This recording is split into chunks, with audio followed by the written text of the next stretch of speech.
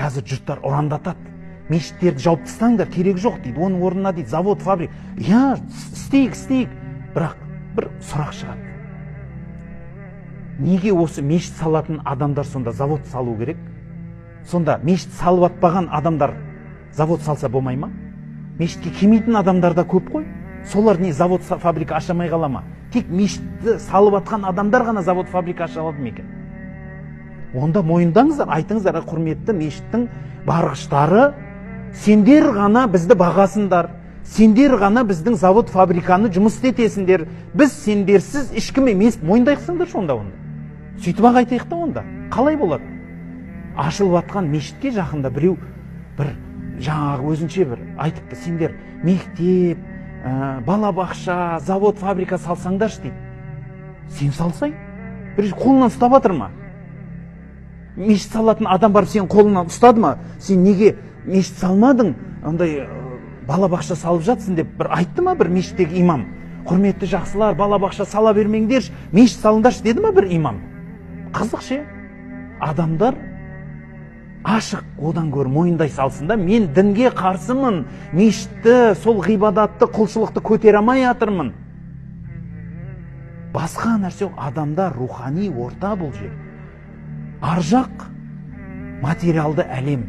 Бірақ екеуін бөліп тастауға болмайды ғой, бір өмір ғой. Завод, фабрика да керек. Балабақша да, мектеп те керек. Бәрі керек. Бірақ бір адам завод, фабрикаға жұмсалып атқан ақшаны бөліп тастап мешіт салған жоқ қой. Мектепке бөлінген ақшаны алып қойып, мешіт салып жіберген жоқ қой. Неге оны соншалықты дау қыламыз? Қызық. Бір адам руханиятқа көңіл бөліп жатса, оның ішкі айыбына шейін шұқимыз ғой. Ана орамал тағып алып өтірік айтады. Ана басына тақия киіп алып ұрлық жасайды, пара береді. Иә, ол да адам ғой, өйткені. Ол да адам. Ол да қателесуге хақысы бар. Ол бір періште емес қой, намаз оқып кеткен адам періште болу міндет деген жер жоқ. Қанша байлар жүр біздің Қазақстанда, бір жетімнің басын сипамай. Неге соларға айтпайсыздар? Бізде жетімдердің үйлері көбейіп жатыр. Пәленше, қалтаңа ақшаң тыға бермей бір жетімді асырап алмайсың ба? Анау қарттар үйі көбейіп жатыр. Завод, фабрикаңда 20 сағат жұмыс істегеннен гөрі әке шешеңнің аяғын уқаламайсың ба? Бір мезгіл 8 сағат жұмыс істесең болды, рызық несібеңді табасың. 20 сағат істесең де, 8 сағат істесең де, кімнен сұрасаңыз да сол.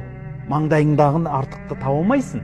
Қазіргі бизнес тренингтердің өзі айтады. Мақсат көп жұмыс істесең көп ақша табасың деген емес дейді.